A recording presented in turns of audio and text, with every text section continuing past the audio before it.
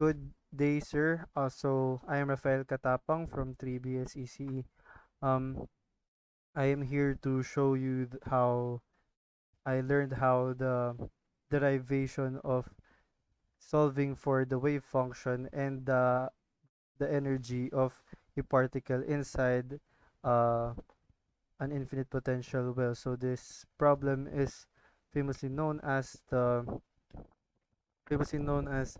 particle in a box. So for my references, I made use of the 2008 version of Miller Quantum Mechanics book, um, and Professor Dave's YouTube channel. So I made use of these two, and as well as one of your recordings for reference in our in one of, in this presentation of mine. So I hope that you enjoy it. To start off, I think we need to look at first what an infinite potential well looks like. Okay, so let's say this is the infinite potential well. So here v of x is equal to infinity, and here also v of x equal to infinity. So what we need to look at is this particular interval where the potential of the particle is infinity. So the reason why it's infinity is because the v of x here, v of x here is equal to 0 at this interval. And knowing the concept of potential, higher potential moves to the lower potential. And uh, since the, what do you call this? The opposite of 0 is infinity, so that's the potential of the particle here. And here's at here. So the potential of the probability density function of this interval of v of x is greater than a is equal to 0 because the v of x is infinity at that interval. So knowing this, let's just write that as a piecewise. So uh, first is v of x is equal to 0 at this interval, while v of x is equal to infinity at x is less than 0 and x is greater than a. Okay, so knowing that, a particle this in this potential um, is free, so no, there are no forces, and inside this region, the Schrodinger equation must be used, and we need to find the wave function psi, uh, which represents the particle. So what we need to do first is to look at the bounds. So we know that v of x equals infinity at x is less than 0 and uh, x is greater than a. So we know again that the probability density function of this function should be equal to 0. And since p of x is equal to psi star of x times psi of x, in order for this to be satisfied, um, psi of x must be equal to 0. So we need to add that condition. So uh, since psi of x, since psi of x must be equal to 0, we need to add a condition that psi of x equal to 0 at x is less than 0 and x is greater than a. And psi of x is not equal to 0 at 0 less well, x is less than is greater than 0 and less than a. Okay, so with that in mind, using the time independent Schrodinger equation, which is negative h bar squared over 2m times the partial derivative of psi over partial derivative of x squared. So this is equated to e psi of x.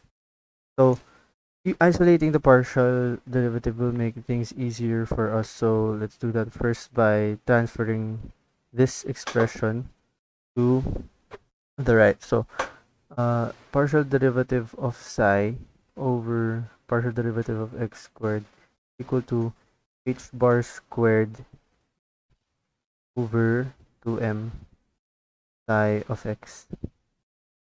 So with that, a simple trick that we can use is to declare k to be equal to square root of 2m e over um over h bar, over h bar. Then if that were the case, um okay, so if that were the case, that would mean that k squared is equal to 2me over h bar squared. So with that in mind, um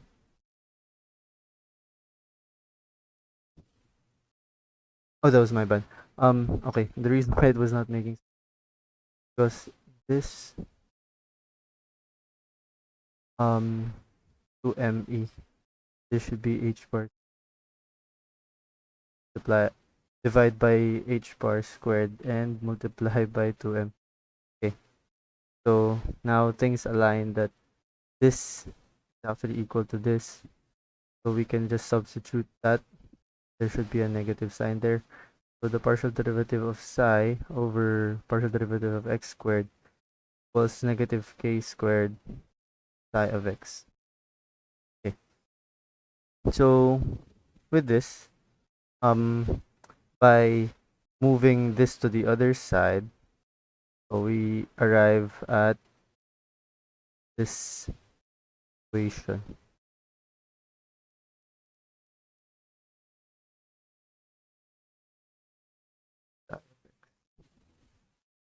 Zero.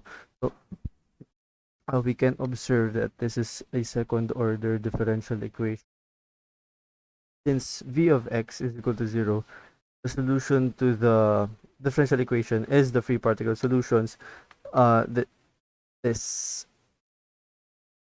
a sine of kx plus cosine kx,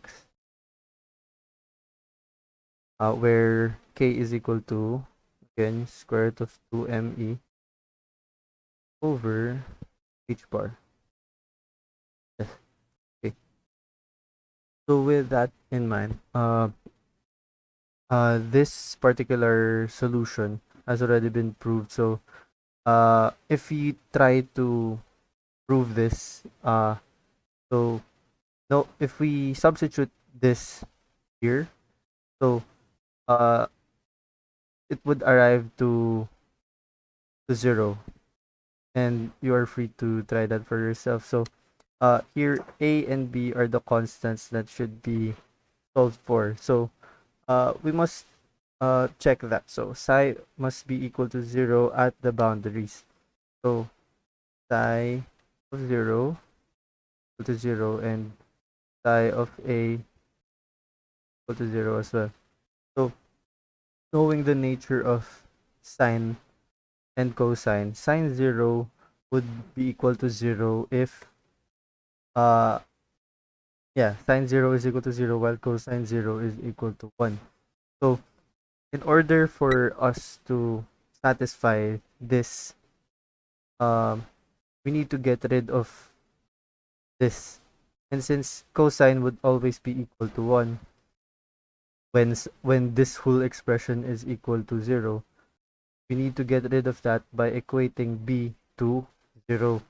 So with that, we can simplify this expression as psi of x equal to a sine a of x. Okay, so given that, given this simplified version, um, again, we arrive at psi of x, a sine. So, uh, let me try to, this is more or less what a sine wave looks like. Okay, so again, sine is 0 at at sine 0, pi, 2 pi, at pi, and so on. So as we can see, the zeros of sine 0 is equal to the multiples of pi. So with that, we can conclude that sine of ka equal to 0 when ka is equal to n pi. So n pi, the reason because n pi is any integer. So that would mean that n pi could be pi, 2 pi, 3 pi, and so on and so forth. Okay, so some of for the persons that do not know, the reason why a cannot be 0 is because of the fact that making this true would make psi of x be equal to 0 for all values of x. So with that, if psi of x is equal to 0 at all x's, uh, that would mean that there would be a particle in the first place to solve for. So that's what we don't arrive at this. So plugging in all the things that we know, um, again, psi of x equal to a sine of kx when ka equal to n pi. So solving for a, we need to normalize. So again, normalization is a given a solution to a Schrodinger equation. Any constant multiplied to that solution will also result to a solution. So what we need to do is find the normalization constant, in this case a. Okay, so we arrive at this notation for normalization. So what we basically need to do, get this integral sine squared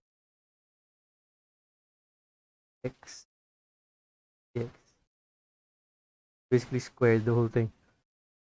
Um, and we need to equate that to 1 of because we are normalizing.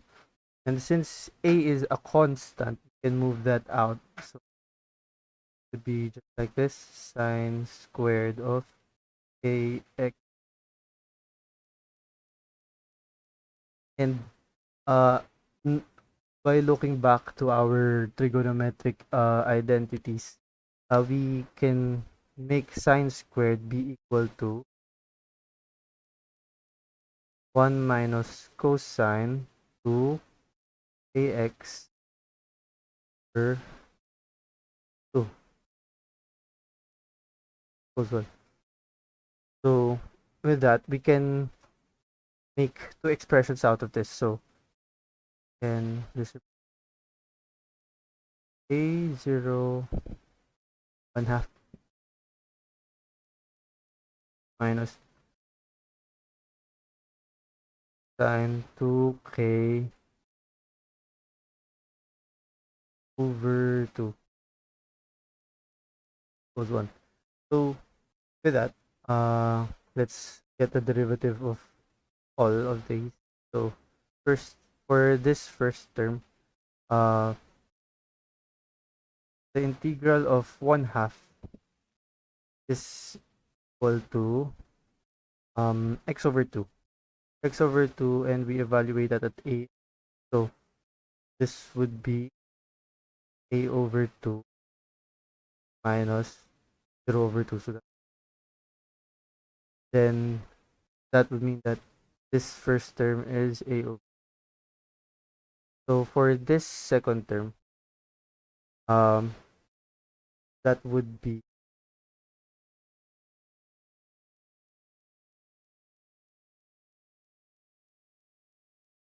over dx is equal to sine 2kx over 2. And since we are basically doing the reverse of chain rule, we will multiply 2k here. Okay, so evaluating that at a equals 0, that would mean this will be sine 2ka 4k over 4k minus 0, since substituting 0 to here would make this whole expression 0, which would mean that sine 0 is equal to 0, and 0 over 4k would be 0. Okay, so plugging these two in, we would arrive at a squared a over 2 minus sine 2ka over 4k equals what? Okay, so and since we know that ka is equal to n pi, we can substitute that in, and a over 2 would be equal to sine 2 n pi over 4k equals 1. And since we know that sine n pi must be equal to 0, then this whole expression would be 0. So we end up at a squared over a over 2 equals 1. So we need to find a again. So we will isolate a. So first is a squared equals eh, 2 over a. Then we get the square root of that. So that would mean a is equal to the square root of 2 over a. Okay. So with that, we can go back to our original expression. So that would be psi of x equal to a sine of kx, where ka is equal to n pi. So uh if we put now the a, so we would arrive at psi of n is equal to square root of 2 over a multiplied to sine of knx. So we can express solution using a set of wave functions called eigenfunctions that satisfy the Schrodinger equation. So this the reason why there is an n, so that we can iterate it by making use of this. Psi of n is equal to square root of 2 over a sine n pi over a, because of this we isolate a, so that would mean a is equal to n pi over a multiplied to x. So again, n is any integer. So if we evaluate the psi of 1, we just make use of that. So square root of 2 over a, 2 over a sine pi over a x. So that's it. And then so on and so forth. We make use of that for all. And each wave function has an associated eigenenergy. So uh the wait, okay, so I ran out of space. So for the next one, we need to find the what we need for eigenenergy. So by recalling that k squared is equal to 2me over h bar squared, um we can actually isolate e here. So isolating e, so e of n, so again n is any integer. Uh e of n is equal to, okay, so first move this here. So that would be a squared h bar squared equals to me. Okay, so if we isolate e, we would arrive at sub n equals a squared h bar squared over 2m. And we, again, so k is equal to n pi over a.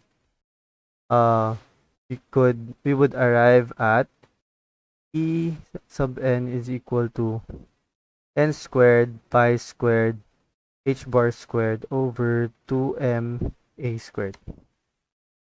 And this is the formula for the eigenenergy. And this is the formula for the wave functions, the eigenfunctions. Okay, so for the example, I actually got the example from the 2008 edition of the Miller Quantum Mechanics for Scientists and Engineers, Cambridge. Here it was stated that if you put an electron in a box that is 0.5 nanometers thick, um, the first allowed level for the electron found can be stated through the second formula that we got a while ago, which is E1 equals h bar squared over 2m times pi over the 0.5 nanometers, which is 5 times 10 raised to negative 10 squared. And through using the calculator, we would arrive at 2.4 times 10 raised to negative 19 joules. Okay, so in quantum mechanics, however, even though now that we have the eigenenergy, in quantum mechanics, energies are easier to work with in electron volts. And in order to convert that, we must first know what an electron volt is. So an electron volt is the amount of energy acquired by an electron in moving through an electric potential change of 1 volt. And since we know that the magnitude of electron charge is roughly 1.602 times 10 raised to negative 19 joules, coulombs pala, mali.